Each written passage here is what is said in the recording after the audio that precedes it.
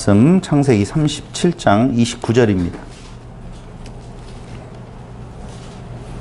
르후벤이 돌아와 구덩이에 이르러 본즉 거기 요셉이 없는지라 옷을 찢고 아우들에게로 되돌아와서 이르되 아이가 없도다. 나는 어디로 갈까?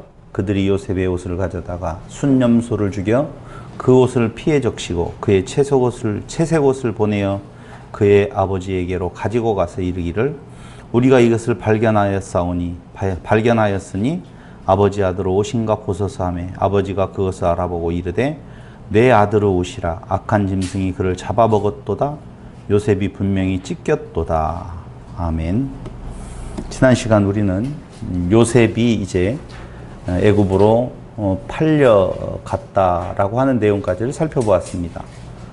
보디발의 집에 팔려갔다라고 37장 36절에 나오죠. 37장 36절에 보디발의 집으로 팔려갔다 이렇게 나옵니다. 팔았다는 내용이 지난 시간까지 말씀드렸었고 오늘 37장 36절에서는 어디에 팔려갔느냐? 보디발의 집에 팔려갔다라고 나옵니다. 그런데 39장 1절을 한번 보시면 요셉이 이끌려 애굽에 내려가매 바로의 신하 친위대장 애굽 사람 보디발이 그를 그리로 데려간 이스마엘 사람의 손에서 요셉을 산이라 이렇게 나와요.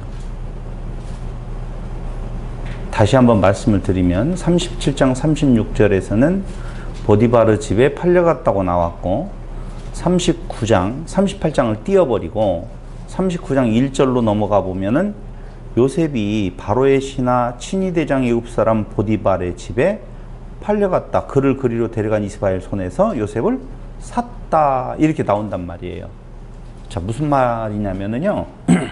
38장이 없어야지 오히려 부드럽게 넘어가요. 37장 마지막에서 보디발에게 팔렸다. 그 다음에 보디발이 샀다. 그래서 이제 애굽 생활이 시작되었다. 이렇게 연결되어지면 전혀 문제 없어요. 오히려 깔끔해요.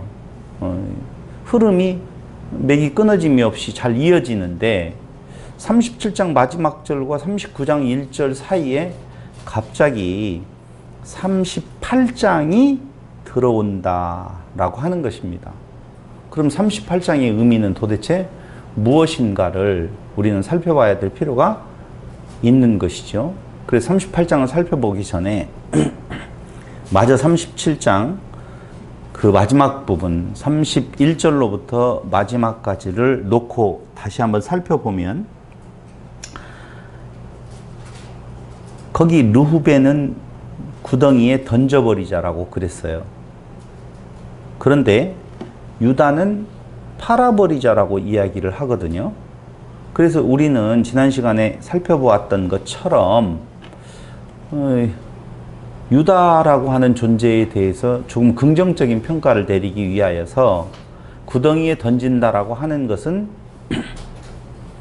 오히려 죽이자라고 하는 의견이고 그 죽음에서 오히려 유다가 지혜를 발휘해서 죽이지 아니하고 팔게 되어지는, 그래서 요셉이 유다 때문에 살게 되어지는 쪽으로 성도들이 많이 그렇게 알고 잘못 알고 있는 부분이 있다라고 말씀을 드렸어요.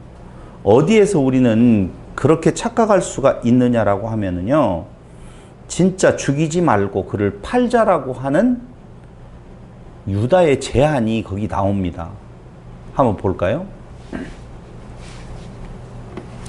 27절, 자, 그를 26절에 37장 유다가 자기 형제에게 이르되 우리가 우리 동생을 죽이고 그의 피를 덮어둔들 무엇이 유익할까? 이렇게 말을 해요. 그럼 자 보세요. 구덩이에다 던진 것이 죽이자라고 하는 뜻을 담고 있다는 것이 전제되어질 때에 지금 유다의 이 이야기, 유다가 자기 형제에게 이르되 우리가 우리 동생을 죽이고 그의 피를 덮어둔들 무엇이 유익할까? 이렇게 말한단 말이에요. 그럼 구덩이에 던지자라고 말한 사람은 르후벤이에요. 그럼 구덩이에 던지자, 그것을 구덩이에 던지는 행동이 죽이자라고 하는 뜻을 갖고 있다라고 누가 말하느냐? 유다가 정의를 해버린단 말입니다. 그런데 르후벤은 구덩이에 던져버리자라고 제안을 했던 것은 그를 한번 혼내주자라고 하는 정도였었지, 혼내주고 끝내자 그 말이었어요.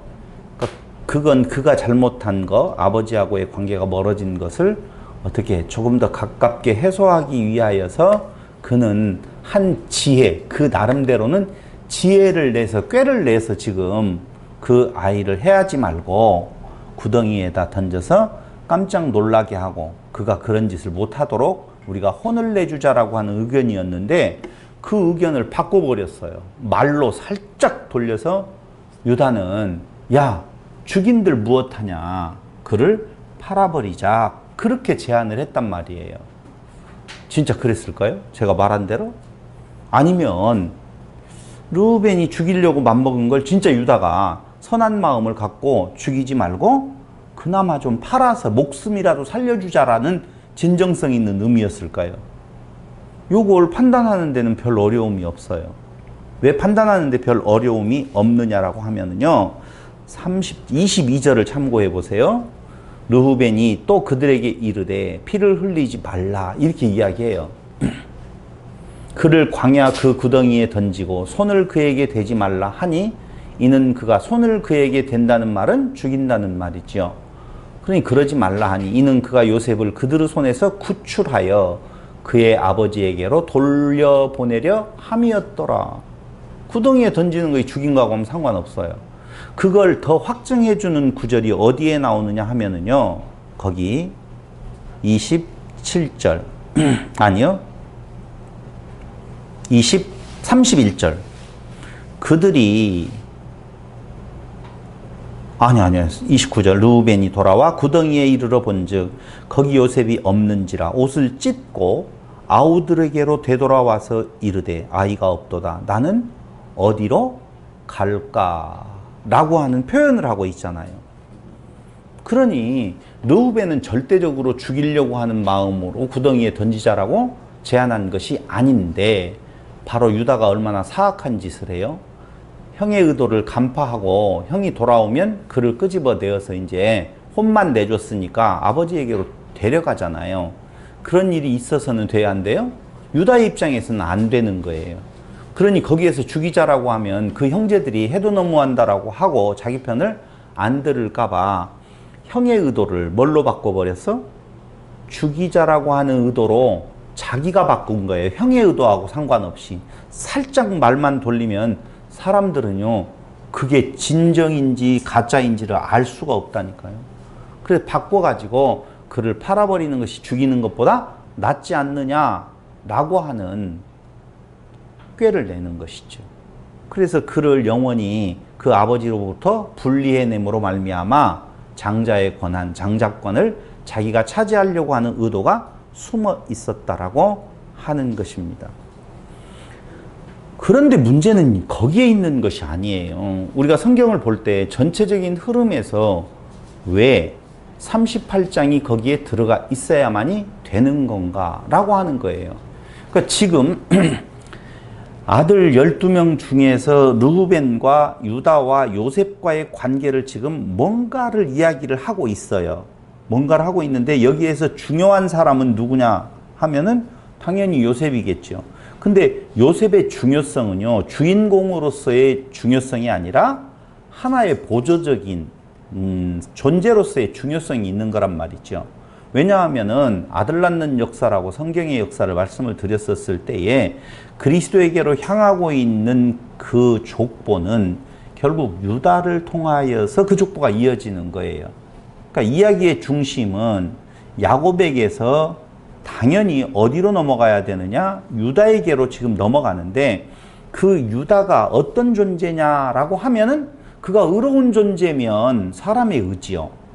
근데 이제까지 우리가 보아서 성경이 말하고 있는 내용을 보면 알겠지만 그 중심적인 인물들이 다 자기의 의가 있는 존재들이 아니고 죄인 중에 죄인이요, 죄인 중에 괴수라고 하는 내용, 그걸 흔히 우리가 말했었을 때 흙과 같은 존재, 먼지와 같은 존재, 티끌과 같은 존재라고 하는 것을 드러내고 계시는 하나님의 섭리를 우리는 볼 수가 있다는 거예요.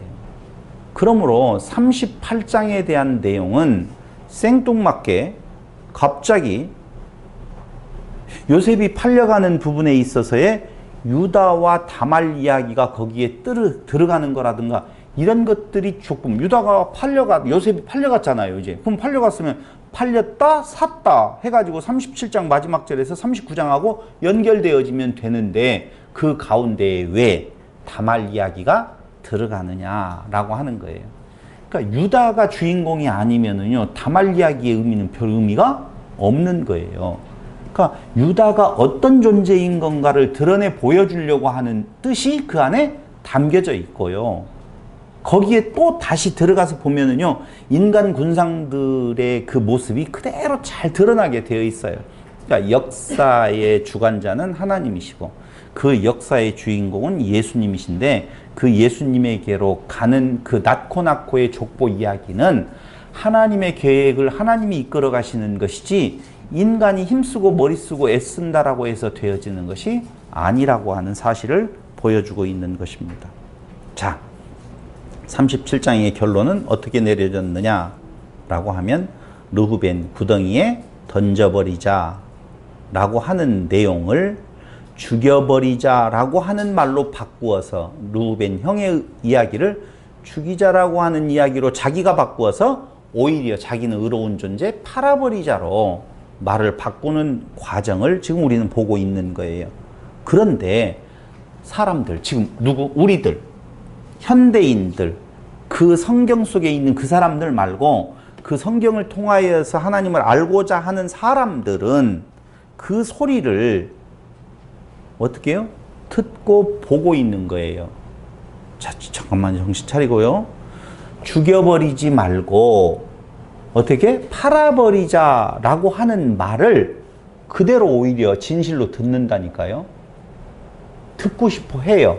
왜냐하면 유다를 좀 의로운 존재로 만들고 싶거든요. 유다가 그래, 그렇기 때문에 예수님의 조상이 된 거야 라고 하는 인간적인 의를 덧입히고 싶은 거예요. 그래서 어떻게 들리느냐, 이제까지? 아하, 맞아, 죽여버리자 라고 하는, 죽여버리지 말고 라고 하는 쪽으로 유다가 말했다라고 쉽게 들려진다니까요. 이게 그 소리를 우리는 듣고 보는데 사실은 그 의미는 유다가 형 르우벤의 의도를 바꾸어서 오히려 살리려고 하는 형의 의도를 죽여버리려고 했다라고 하는 의도로 바꾸어서 형제들을 자기 편으로 만들어서 자기 계획을 성취시켜버리는 아주 못된 모습을 보여주고 있다는 거예요. 유다만 못된 것이 아니라 유다 안에 우리가 들어가 있다니까요. 우리의 모습을 지금 우리가 보고 있는 것이죠. 37장 26절로 27절이 아까 그런 의미였었어요. 이야기를 했었죠.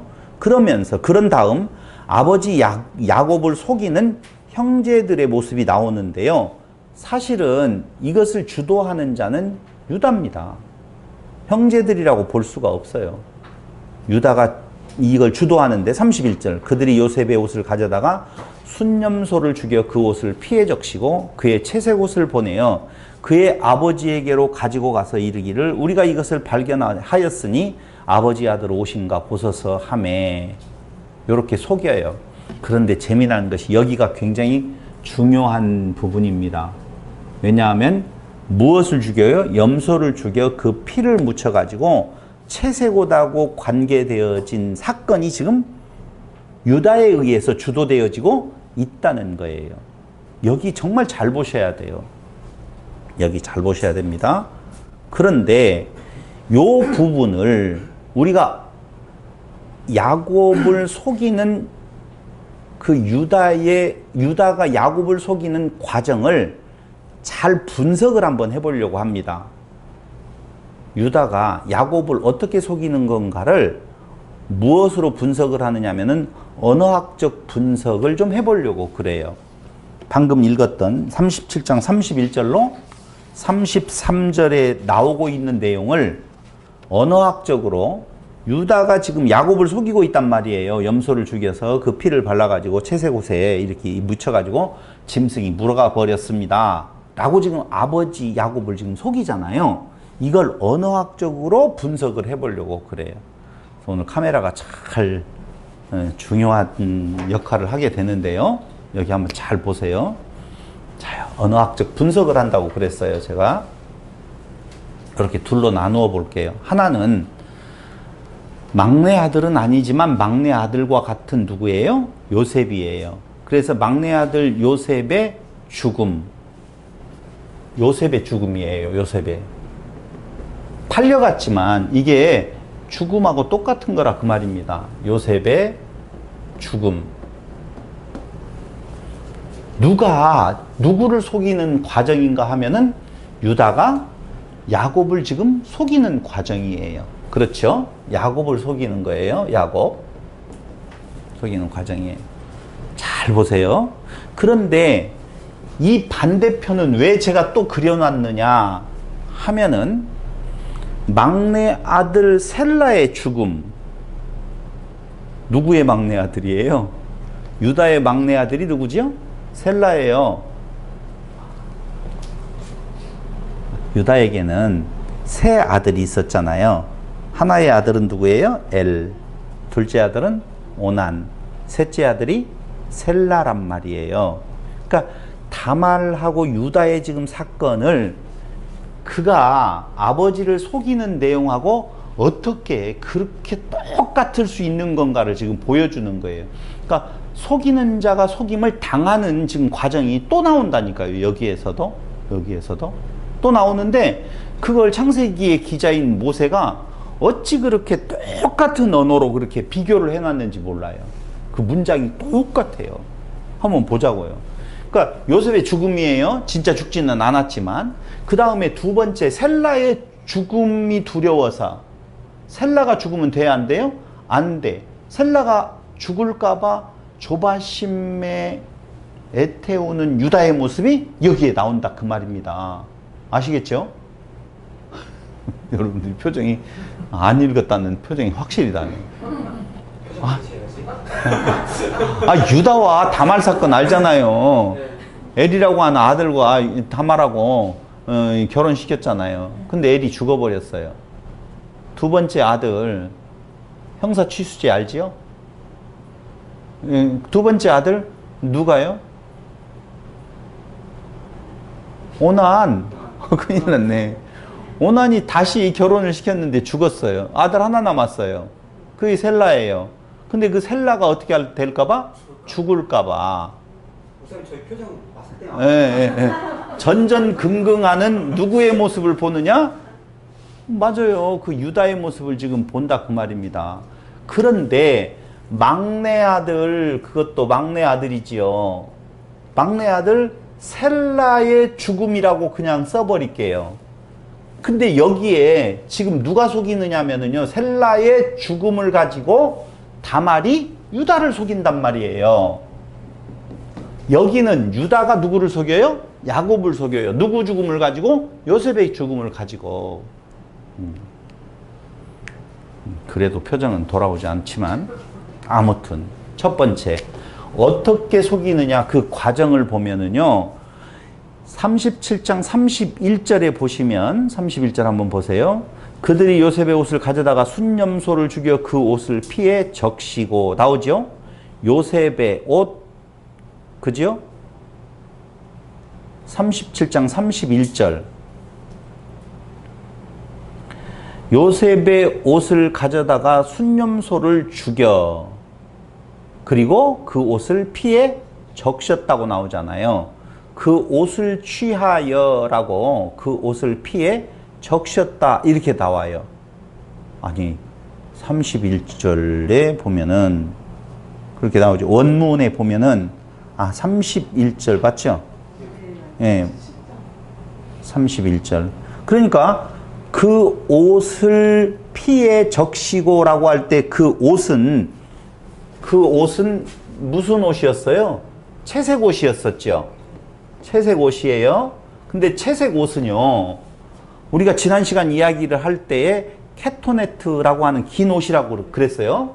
케토네트. 케토네트는요, 사실은 요셉만이 입은 옷이에요. 그런데 거기에 똑같은 1-를 보면은요, 38장 14절을 보세요. 38장 14절. 그가 그 과부의 의복을 벗고 너울로 얼굴을 가리고 몸을 휩싸고 딥나 길곁 에나임 문에 앉으니 라고 나오죠. 그러니까 과부의 의복을 어떻게? 벗고. 그럼 과부의 의복 하나 나오지요. 의복. 근데 의복은요, 베개드라고 해서 의복 덮개예요. 의복. 그런데 의복이 나오고 또 무엇이 나오냐? 너울로 얼굴을 가린다고 나오죠. 너울이 나와요. 너울. 근데 이 너울은 우리가 잘 알고 있는 것처럼 면박, 너울, 차이프라고 하는 단어거든요. 차이프. 그럼 차이프나 의복이라고 하는 베개드는 요 게토네트하고는 틀리는데 어떻게 같이 지금 언어학적으로 똑같다고 말할 수가 있느냐? 똑같아요? 틀려요? 달라요? 다른데? 비슷하네요. 비슷하죠? 그러니까 여기에 케토네트가 나올 수는 없어요. 그것 때문에 지금 미움을 받은 건데 그렇잖아요.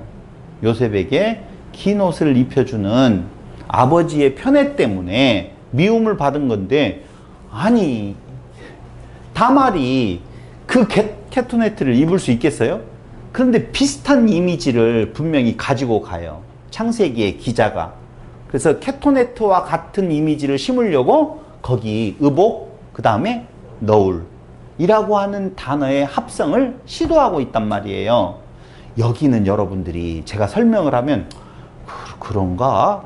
그럴 수도 있겠네. 이렇게 대답할 수가 있어요. 생각할 수 있어요. 근데 두 번째 가보자고요. 진짜 그런가 안 그러는가? 그럴 수 있겠네요. 두 번째. 37장 31절에 보면은 37장 31절에 순념소를 죽이고 그 옷을 피해 적시지요. 염소를 죽여, 순념소를 죽여 그 옷을 피해 적시고 이렇게 나오잖아요. 그렇죠? 거기에 순념소라고 하는 말이 세이르 이짐인데요. 세이르 이짐이라고 하는 염소예요. 염소. 그러니까 세이르는 숫, 염소는 이짐인데요. 38장 17절로 18절을 보세요. 38장 17절로 18절. 거기에 보니 유다가 이르되 내가 내 떼에서 염소 새끼를 주리라. 그가 이르되 당신이 그거 줄 때까지 담보물을 주겠느냐. 이게 뭐냐면은요, 유다가 다말을 꼬실 때에 너 나하고 좀 자자 라고 이야기하니까 좋아요. 그런데 하룻밤 자는 대가로 뭘 줄래요? 염소 새끼 주마. 염소를 준다고 그랬어요. 그러니까 염소를 주는데 그 염소를 나한테 줄 때까지 당신이 준다라고 하는 증표를 내세요 라고 하니까 끈, 도장을 맨 끈이에요. 도장끈, 그 다음에 지팡이 라고 하는 내용을 달라고 그러거든요. 그 사건 거기에 대한 내용이에요. 그러니까 뭘 준다고요? 염소라고 하는 내용이에요. 그런데 거기 유다는 염소 새끼를 주겠다라고 할 때 게다의 이짐이거든요. 이짐. 여기 게다의 이짐. 염소가 나와요. 염소. 두 번 다시. 이번에도 뭐가 나왔어요? 염소를 죽여서 그 피를 묻혔다고 나오잖아요. 여기도 뭐가 나온다고요? 염소. 여기도 염소. 똑같은 지금 방법으로 언어학적으로 동일하게 지금 가고 있어요. 세 번째 한번 보실래요?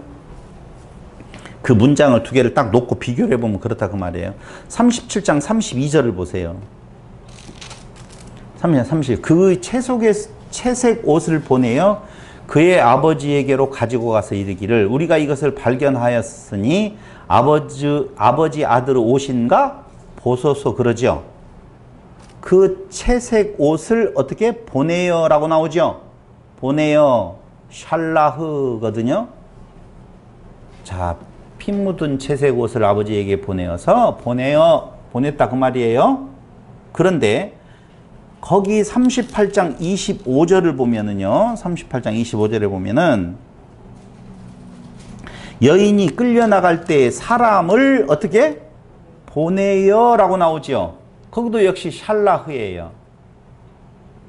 채색옷을 보내고 다말이 끌려나갈 때에 사람을 보내요. 샬라흐, 샬라흐. 샬라흐를 쓰거든요. 이짐, 샬라흐, 여기에 의복이라고 하는 부분에 대한 내용 네 번째를 한번 보자고요. 네 번째. 37장 32절에 보니 그 아버지에게 가져다가 이르기를 나오죠? 37장 32절에 그의 아버지에게로 가지고 가서 이르기를 이렇게 나오죠? 가져가서 이르기를 이른다 아마르예요. 아마르.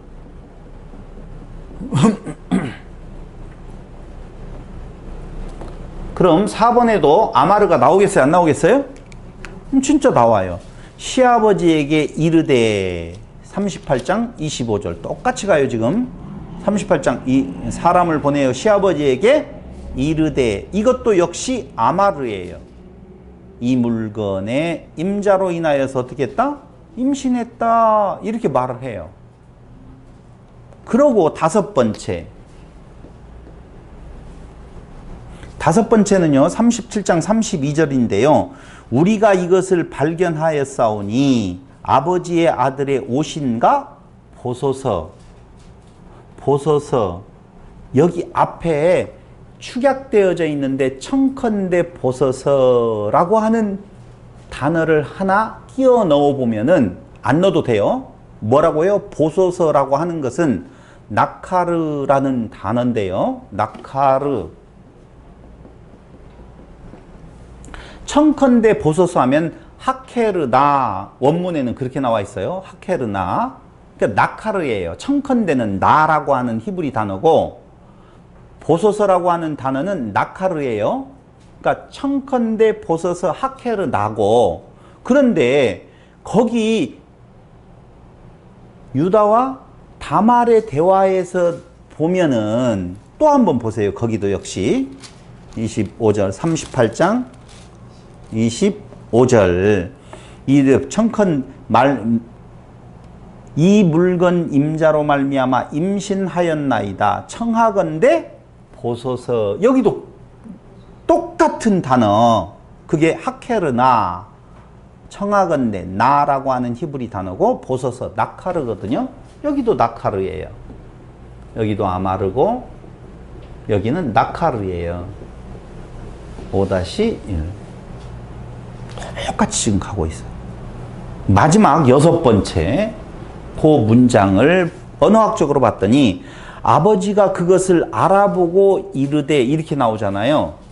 37장 33절 아버지가 그것을 알아보고 이르되 이렇게 나와요. 그러면은 아버지가 그것을 알아보고 라고 할 때에 굉장히 길게 써져 있지만 사실은 아버지라고 하는 단어 빼버리면 나카르 이르데 아마르예요. 나카르 아마르 와야키라흐 와요메르 라고 하는 문장으로 되어 있는데 38장 26절에 똑같이 가서 보면은요 유다가 그것들을 알아보고 이르되 여기 똑같은 단어 똑같은 문장이에요. 그것들을 알아보고 이르되 그것들을 알아보고 나카르 이르되 아마르라고 하는 똑같은 단어를 써요. 그러니까 나카르하고 아마르 나카르 아마르 똑같이 써요. 자, 하나는 유다가 야곱을 속이는 과정을 지금 그대로 보여주고 있는데 그 38장에 넘어가서 보면은요 그 며느리 다말이 유다를 속이는 과정들도 같은 내용으로 언어학적으로 표현을 딱 해서 둘이 비교를 해주고 있더라 그 말이에요. 왜 그랬을까요? 여기는요 주제를 놓고 보면 속이는 유다. 여기는 뭐라고 해야 될 것 같아요? 속임 당하는 유다.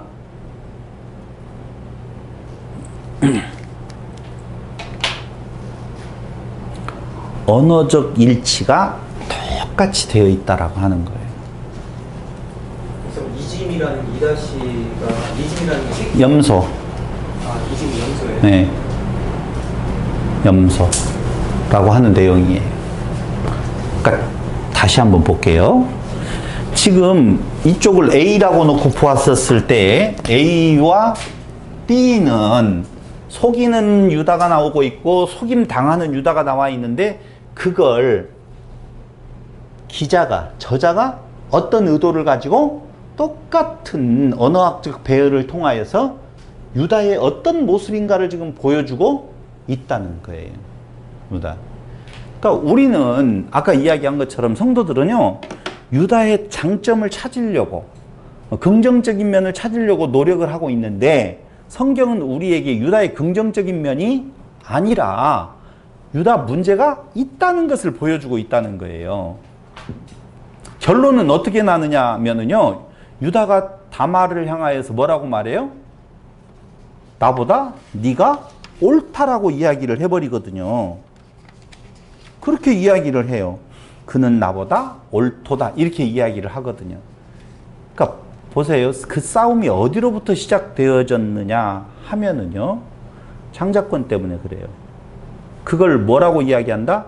욕심이 잉태한 즉 죄를 낳는다라고 하는 쪽에서 장자권에 대한 욕심이 그로 하여금 이렇게 아버지를 속이게 되어지는, 요셉을 죽음에까지 이르게 만드는 계획을 지금 세웠는데 그 뜻대로 되어지지 아니하더라 그 말입니다. 자, 그렇다라고 보면 이제 요건 우리가 분석을 해 보았으니까 언어학적으로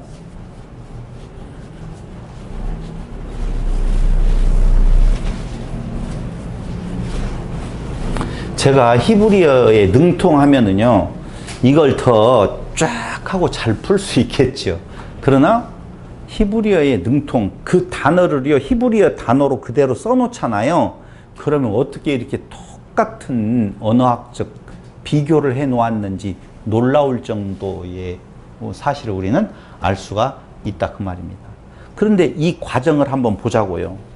먼저 유다가 결혼을 하게 되어집니다.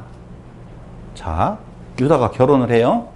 이 뒤에 이런 일들이 지금 일어났잖아요. 이런 일이 일어났다는 말은 뒤에 다말 사건을 말고 앞에 유다가 야곱을 속이는 과정이 있고 난 뒤에 약 20여 년이 세월이 흘러갔는데요. 그때 누가 결혼을 해요? 유다가 결혼을 합니다. 여기 이제 과정을 한번 보시겠습니다. 유다의 결혼이 있어요. 유다가 결혼을 하게 되어져서 두 번째로는요, 아들 셋을 낳습니다. 아들을 낳게 되어지죠. 3명. 3명의 아들을 낳게 되어지는데 그 3명의 아들 이름이 엘과 두 번째로는 오난과 그 다음에 조금 전에 우리가 이야기했던 셀라입니다. 그런데 이들이 장성하게 되어져서 엘은 다말하고 결혼을 하게 되어지는데요. 그런데 다말하고 결혼한 뒤에 엘이 죽게 되어집니다. 왜 죽느냐? 성경의 38장 7절에서는 하나님 보시기에 악하다라고 이야기를 해요. 악을 행했겠죠. 근데 그 악이 무엇인지에 대한 내용은 말하지 않아요. 그게 중요한 것이 아니니까. 두 번째로 그때의 다말은 형사취수제라고 하는 법에 의해서 오난의 아내가 되어집니다. 다말이 다시 오난과 결혼하게 되어져요. 그런데 이때 38장 10절에서는 오난도 역시 여호와 보시기에 악을 행했다라고 말합니다. 그 악은 여러분들이 잘 알고 있는 것처럼 그냥 땅에다가 설정을 해버리는 거예요. 왜 그러는 건가? 형 재산에 대한 욕심이란 말입니다. 만약에 형수가 살아있어서 그 동생이 형수하고 같이 결혼하게 되어져서 자식을 낳으면은요, 그 자식의 권한은 누구에게로 가느냐? 엘에게로 이어진단 말입니다.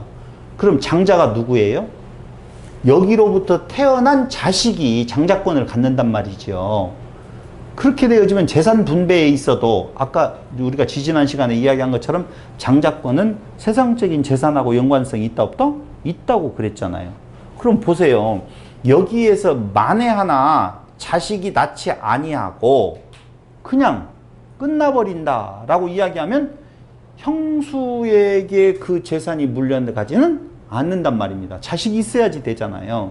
그러니 형수를 통하여서 자식을 낳으면 자기에게 돌아오는 재산이 손실이 있으니까 어떻게 하자? 형수가 아기를 갖지 못하도록 그냥 땅에다가 설정을 해버리자. 그 말이에요. 이때 오나는 다말 말고 다른 여자하고 살까요? 안 살까요? 살아요. 그러니까 오직 누구? 다말에게서 아기가 안 나야만이 자기에게 떨어지는 것이 많다라고 하는 그 장자권에 대한 욕심, 형 재산에 대한 욕심이 하나님 보시기에 악을 저지르는 원인이 되었다라고 하는 거예요. 그래서 두 아들이 죽게 되어져요. 당연히 이어져서 플러스 무엇이어야 되는데, 다말이어야 되는데 안 주어버리네. 이유는 무엇을 대고요? 너무 어리니까 얘가 클 동안에 너는 친정집에 가 있어라 라고 하는 누구의 괴계? 유다의 괴계. 그것 때문에 다말은 이제는 친정집에 가서 그 셋째 아들이 크기, 셀라가 크기까지를 기다리고 있어야 되는 신세로 바뀌어져 버렸다라고 하는 것입니다. 왜 그렇게 했는 건가? 바로 막내 아들의 죽음에 전전긍긍하는 유다의 모습을 보여주는 거예요. 자기가 아버지의 사랑받고 있는 막내 아들로 취급받고 있는 요셉의 죽음을 주도했는데, 그럼 그 아버지는 그 요셉의 죽음 때문에 얼마나 마음이 아파하고 있겠어요? 당연하죠. 그런데 지금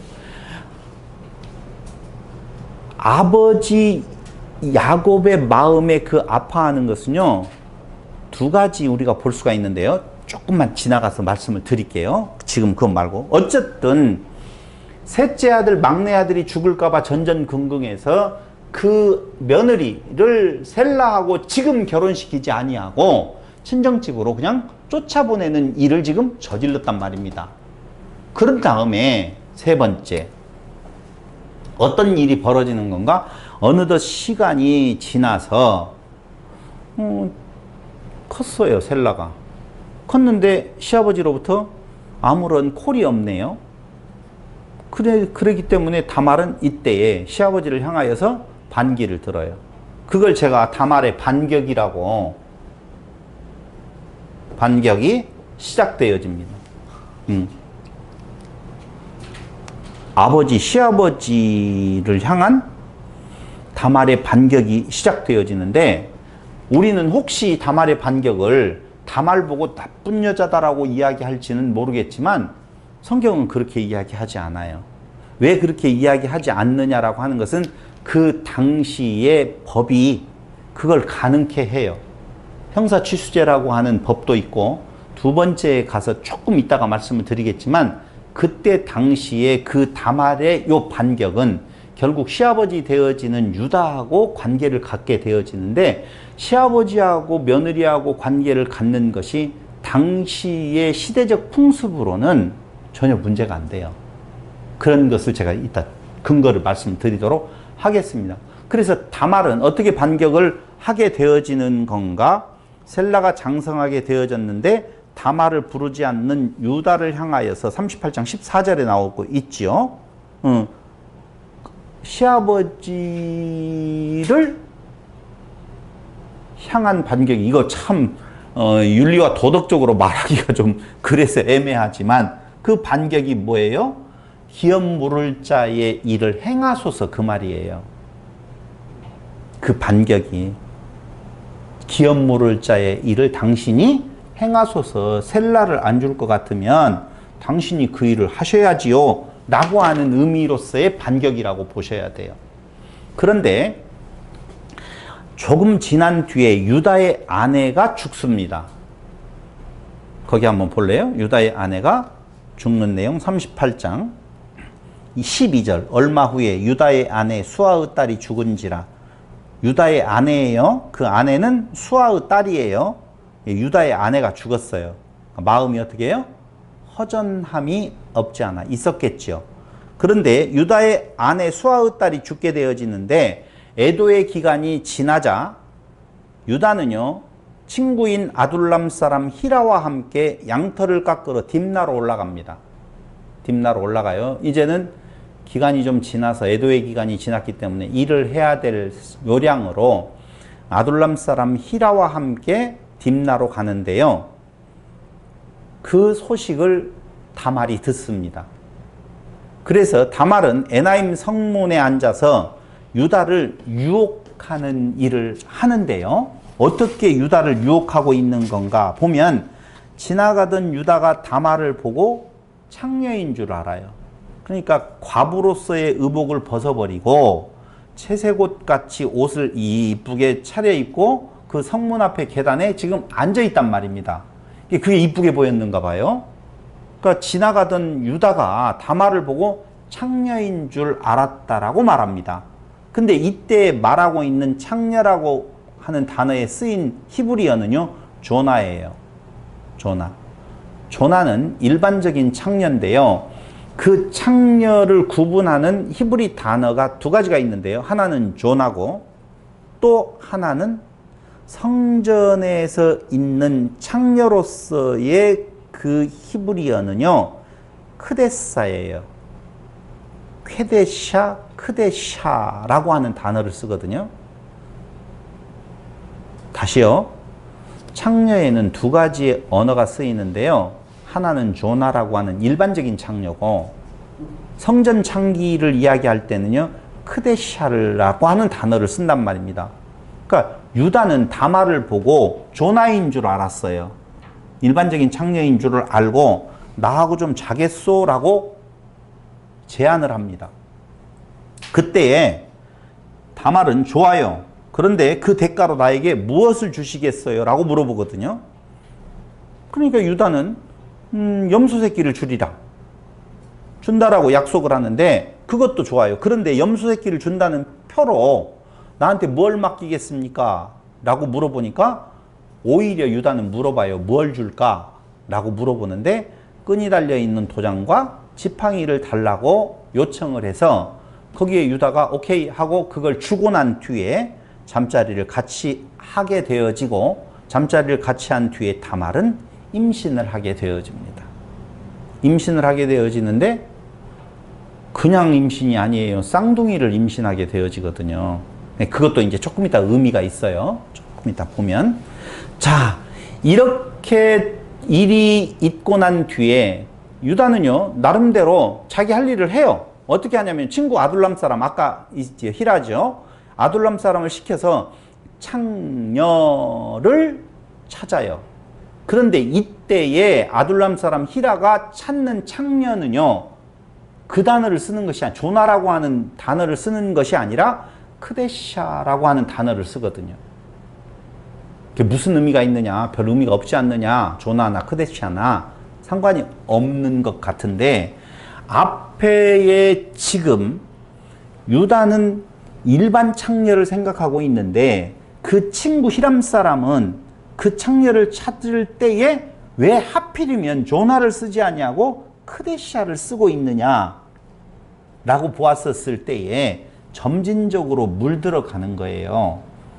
유다라고 하는 존재가 세상 세속에 물들어가고 있는 과정을 지금 보여준다라고 보셔도 돼요. 그러니까 분명히 일반 창녀지만 거기에 자꾸 어떻게 물들다 보면은 결국은 이방신들을 섬기고 있는 성전의 창녀란 말입니다.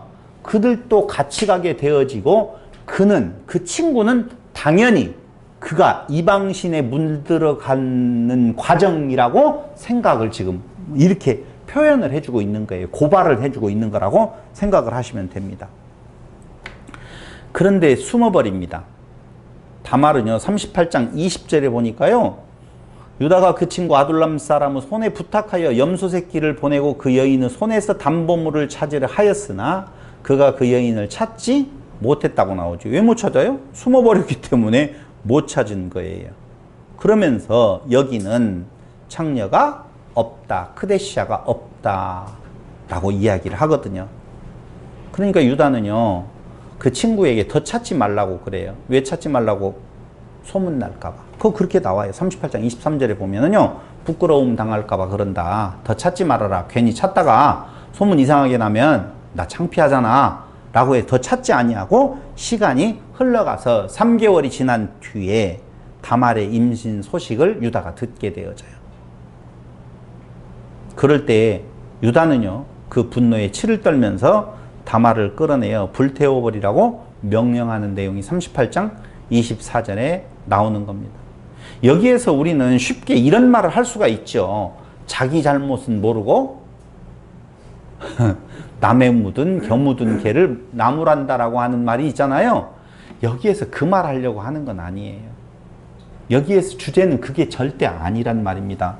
그러니까 자기는 많이 잘못해놓고 아 며느리가 그랬으니까 며느리는 바로 죽여버린다라고 이야기한다. 그때는 그렇게 그냥 생각하고 그렇게 행동해도 죄가 안 된다니까요. 그러니까 그걸로 따지면 안 돼. 윤리도덕적으로 지금 누가 더 옳으냐 누가 더 나쁘냐라고 하는 말을 하려고 하는 것이 아니니까 다시 조금만 더 보자고요.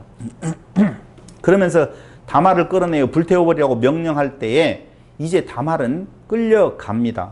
끌려가면서 그가 그 유다에게 받았던 증표를 보여주고 풀려나요. 그게 38장 25절에 대한 내용. 여인이 끌려나갈 때에 사람을 보내어 시아버지에게 이르되 이 물건 임자로 말미암아 임신하였나이다. 청하건대 보소서. 이 도장과 그 끈과 지팡이가 누구의 것이니까 한지라. 유다가 그것을 알아보고 이르되 나는 그는 나보다 옳도다. 이렇게 말을 하거든요. 그러니까 절대 지금 윤리도덕 문제가 아니라는 거예요. 왜냐하면은요 성경이 어떻게 시아버지하고 며느리하고 이런 일을 벌일 수가 있는 건가에 대한 내용을 강조하는 내용이 아닌데도 우리는 그쪽에 많은, 그래서 이제 뭐라고 이야기를 해요? 그걸 어디까지 이끌어 가느냐면요 예수님이 그러한 문제 있는 족보를 통하여서 오셨다, 죄인을 구하러 오신 것이다 라고 하는 쪽으로 풀어가고 있는데 요 이야기에 대한 내용을 거기까지 확장시키는 것은 조금 뭐 하지 않아도 될 일들을 했다라고 보시면 돼요. 그렇게 해석을 했죠. 네. 근데 거기가 있는 그 목적이 아니라, 왜냐하면은요 당시에 시아버지하고 며느리하고의 관계를 통하여서 그 형사 취수제에 대한 확장성이 어디까지 갔었느냐라고 하면은요 주전 13세기에서 14세기경에 히타이트 법률을 적은 점토판이 발견이 되어지는데요. 그 히타이트 문화권의 법률은 뭐라고 되어 있느냐면요 제가 읽어 드릴게요. 한 남자가 아내를 얻고 죽으면 그의 형제가 아내로 취할 수 있고, 이게 형사 취수제죠. 그 다음은 그의 아버지도 그녀를 취할 수 있다. 이렇게 되어 있어요. 근동에. 근데 이것보다 더 심한 것이 있는데, 이렇게 그의 아버지도 죽게 되면, 이해됐어요? 형제들 간의 형사 취수제에 의해서 죽고 나면은 아버지도 그 며느리를 취할 수 있는데, 근데 그 아버지의 씨를 통하여서 며느리가 아기를 임신하지 못하게 되어지면, 거기에 뭐라고 나와 있냐면, 이렇게 그의 아버지도 죽게 되면 그의 형제의 아들들 중에 한 명이 그녀를 아내로 취할 수 있다라고 나와 있어요. 이게 보여요. 족보가 어떻게 되겠어요? 나도 이걸 아무리 놓고 계산을 해보아도 이게 형제의 아들들 중에 한 명? 그러니까 지금 아버지잖아요. 아버지도 죽었어요, 지금. 시아버지잖아요. 근데 그 형제의 아들들 중에 한 명이면 도대체 누구예요? 아버지의 형제의 또 아들. 그러네요. 그러니까 아들들에게서 아버지로, 아버지의 형제의 아들들, 사촌 형제에게로, 이게 여자가 이렇게 돌아도 된다는 거예요. 문제 없다는 거예요. 과거의 재산을 보여주긴 하는. 뭐 그런 의미가 있는. 중에 한 명이 그녀를 아내로 취할 수 있다. 이런 경우 어떤 처벌도 하지 않는다. 이게 히타이트 법이에요. 근동에서 있었던 법들이라 이 말입니다. 그러니까 이걸 윤리와 도덕적으로 보면 된다 안 된다? 안 된다는 거예요. 이 이야기의 의미는 유다가 아버지 야곱을 속이는 방법 그대로, 그렇죠? 유다가 아버지 야곱을 속인 방법 그대로 20여 년의 세월 뒤에 자신이 속임을 당한다라고 하는 그 당함으로 말미암아 자신의 죄악된 모습을 보게 하시는 하나님의 섭리가 거기에 담겨져 있는 거예요. 그렇기 때문에 옳았던 자기의 모습에서 그 다말의 행동을 통하여서, 다말과의 관계를 통하여서 그가 고백한 것은 그는 나보다 옳도다라고 말하고 있다는 것이죠. 내가 그를 내 아들 셀라에게 주지 아니하였음이로다. 이렇게 말을 해요. 그때에 그가 쓴 그는 나보다 옳도다라고 할 때 이 옳도다라고 하는 말은요, 우리가 자주자주 이야기했던 차다크인데요, 하나님의 법으로 판단할 때 옳다의 의미의 단어입니다. 하나님의 법으로 판단을 하면 그는 나보다 어쩌다? 옳다, 공의롭다, 의롭다, 올바르다 라고 하는 거예요. 그러니까 내가 그를 내 아들 셀라에게 주지 아니하였음이로다라고 하는 말은요, 기업 물을 자의 법, 그게 뭐라고 했어요? 고멜이라고 그랬잖아요. 기업 물을 자의 법을 무시했다라고 하는 거예요. 고멜의 법칙을 무시한 것이죠. 봐봐요. 유다는요, 하나님의 백성으로서 하나님의 법을 어기는 삶을 살았어요. 그런데 다말은요, 기업 물을 자의 역할을 시행하라고 항변한 거예요. 기업 물을 자의 그 역할을 시행하라.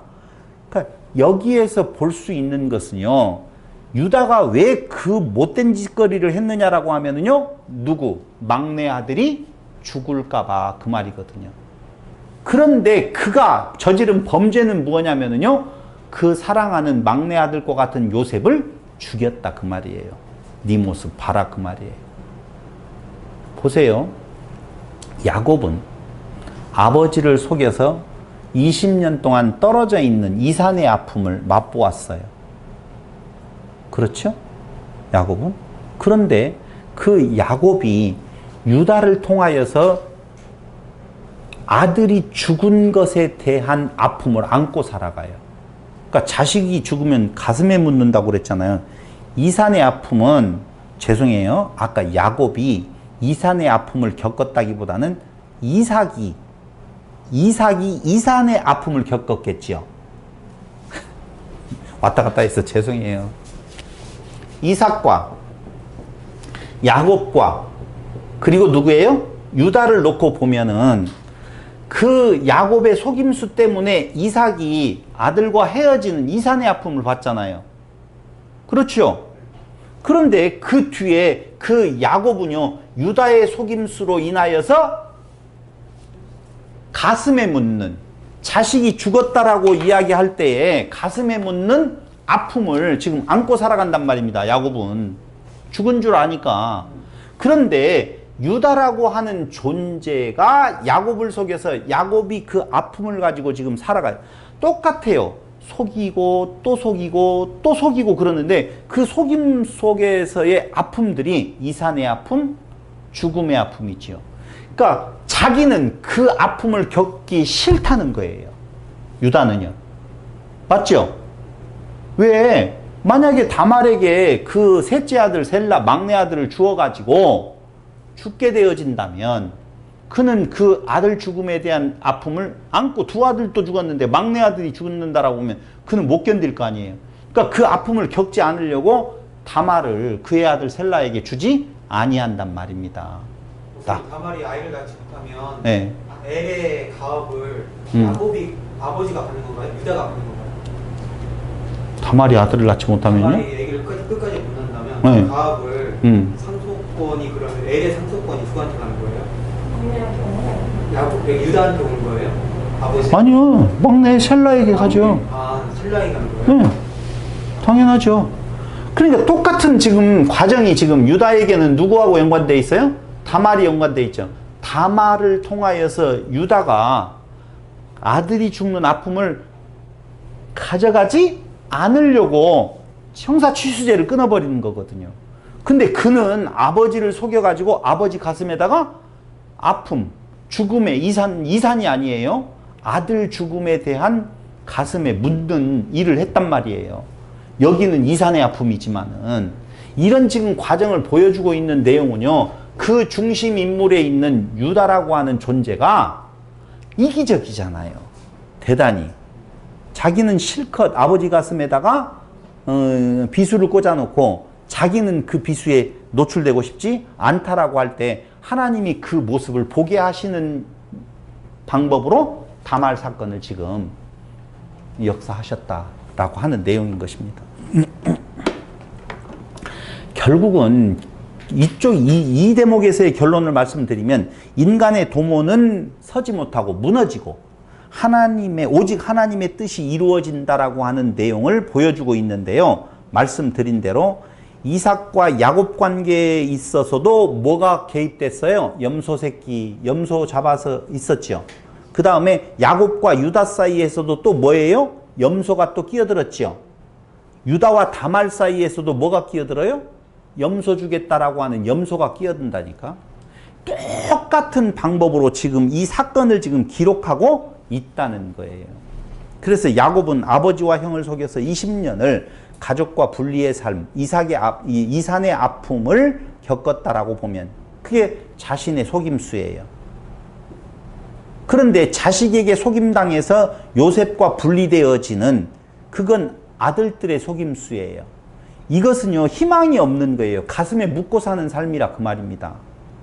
결국은 이 사건을 통하여서 자기 잘못, 자기 포기, 자기 잘못을 인정케 하시는 하나님의 모습이 드러나 있고요. 이것을 창세기의 미드라시적 해석서인 베레시트 라바라고 하는 것이 있어요. 이 말이 무슨 말이냐면요. 창세기를 히브리 사람들이 해석하는 해설서가 있잖아요. 우리의 주석이라든가 뭐 이런 거 있는 것처럼. 그럼 창세기의 해설서인 베레시트 라바라고 하는 책에는요. 요 사건을 어떻게 해석해 놓았느냐면요. 거룩하시고 찬양받으시기에 합당하신 분이 유다에게 이르시기를, 잘 들어보셔요. 내가 염소로 내 아비를 속인 것처럼 다말도 너를 염소로 속일 것이다. 이렇게 나와 있고, 두 번째에 대한 내용. 거룩하시고 찬양받으시기에 합당하신 분이 유다에게 이르시기를 네가 네 아비에게 청컨대 보소서라고 한 것처럼, 아까 이야기했죠? 청컨대 보소서 한 것처럼 다말도 역시 너에게 청컨대 보소서라고 요청할 것이다. 이렇게 해설을 정확하게 해주고 있어요. 똑같은 언어학적인 어떤 내용을 통하여서, 사건을 통하여서 유다 자신을 보게 하시는 하나님의 역사를 지금 보여주고 있는 거예요. 결론적으로 말씀드리면 형제들의 질투심이, 욕심이 동생을 죽이고자 하였으며 아버지를 속이게 되어지는데요. 그런데 반전의 역사가 일어납니다. 무슨 반전의 역사가 일어나냐? 창세기 44장 14절로 18절을 보세요. 44장 14절로 18절을 보면 유다와 그의 형제들이 요셉의 집에 이르니 요셉이 아직 그곳에 있는지라 그의 앞에 땅에 엎드리니 요셉이 그들에게 이르되 너희가 어찌하여 이런 일을 행하였느냐? 나 같은 사람이 점을 잘 치는 줄을 너희는 알지 못하느냐? 이거 뭔 말인지 알겠죠? 드라빔 숨겨가지고 지금 가서 잡아들이는 거. 유다가 말하되 우리가 내 주께 무슨 말을 하오리이까? 무슨 설명을 하오리이까? 우리가 어떻게 우리의 정직함을 나타내리이까? 하나님이 종들의 죄악을 찾아내셨으니 우리와 이 잔이 발견된 자가 다 내 주의 노예가 되겠나이다. 요셉이 이르되 내가 결코 그리하지 아니하리라. 잔이 그 손에서 발견된 자만 내 종이 되고 너희는 평안히 너희 아버지께로 도로 올라갈 것이니라. 유다가 그에게 가까이 가서 이르되 내 주여 원하건대 당신의 종에게 내 주의 귀에 한 말씀을 아뢰게 하소서. 주의 종에게 노하지 마소서. 주는 바로와 같으심이니이다. 이전에 내 주께서 종들에게 물으시되 너희는 아버지가 있느냐 아우가 있느냐 하시기에 우리가 내 주께 아뢰되 우리에게 아버지가 있으니 노인이요 또 그가 노년에 얻은 아들 청년이 있으니 그의 형은 죽고 그의 어머니가 남긴 것은 그뿐이므로 그의 아버지가 그를 사랑하나이다 하였더니 주께서 또 종들에게 이르시되 그를 내게로 데리고 내려와서 내가 그를 보게 하라 하시기로 우리가 내 주께 말씀하시기를 그 아이는 그의 아버지를 떠나지 못할지니 떠나면 그의 아버지가 죽겠나이다. 주께서 또 주의 종들에게 말씀하시되 너희 막내 아우가 너희와 함께 내려오지 아니하면 너희가 다시 내 얼굴을 보지 못하리라 하시기로 이렇게 쭉 나오잖아요. 이 말이 지금 무슨 이야기를 하려고 이렇게 오랫동안 읽느냐 하면은요. 무슨 말이에요? 18절 이전에 내 종들이 물으시되 너희는 아버지가 있느냐 아우가 있느냐 하시기 이렇게 나오는데 한마디로 말하면 누구를 내보내주고 베냐민을 내보내주고 내가 인질로 여기 잡혀 있겠습니다. 이렇게 고백을 하더라고 말이에요. 이게 반전이죠. 어떻게든 그 동생을 죽여서 자기의 욕심을 채우려고 했던 자가 그 사건 과정을 통하여서 아닙니다. 내가 잡혀 있을 테니 그 동생, 그 죽었던 그 동생, 그 요셉의 동생 베냐민을 어떻게 하십시오? 보내주세요. 라고 요청하는 일이 있다. 그 말입니다. 동생을 죽이고자 하는 질투심이 이제는 반전이 되어서 베냐민을 위하여서 인질을 자청하는 모습을 지금 보여주고 있다. 그 말이에요. 우리는 여기에서요. 또 한 번 혼돈하면 안 됩니다. 어떻게 혼돈을 해요? 맞아. 유다는 이렇게 깨달았기 때문에 하나님께서 그를 예수의 족보에 올리신 거야. 천만에 그렇게 가는 순간 큰일 나요. 그건 자기의 의를 드러내는 말이에요.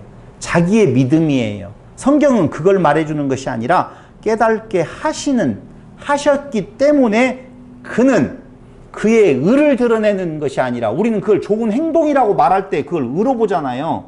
아니요. 그는 그 스스로의 죄된 모습을 발견하게 되어지는 거예요. 이걸 그리스도의 믿음, 하나님의 피스티스라고 이야기를 한다. 그 말입니다. 다시 말씀드리면 하나님의 뜻이 이루어지는 것이지 사람의 도모가 서는 것은 아니라 그 말이에요.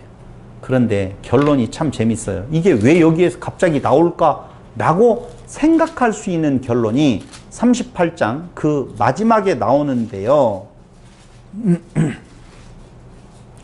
유다가 하나님의 주권을 바꾸려는 시도, 그 시도는 무의로 돌아가고 오직 하나님의 뜻만이 설 것이다 라고 지금 계속 이야기를 했는데 마지막 부분 보세요.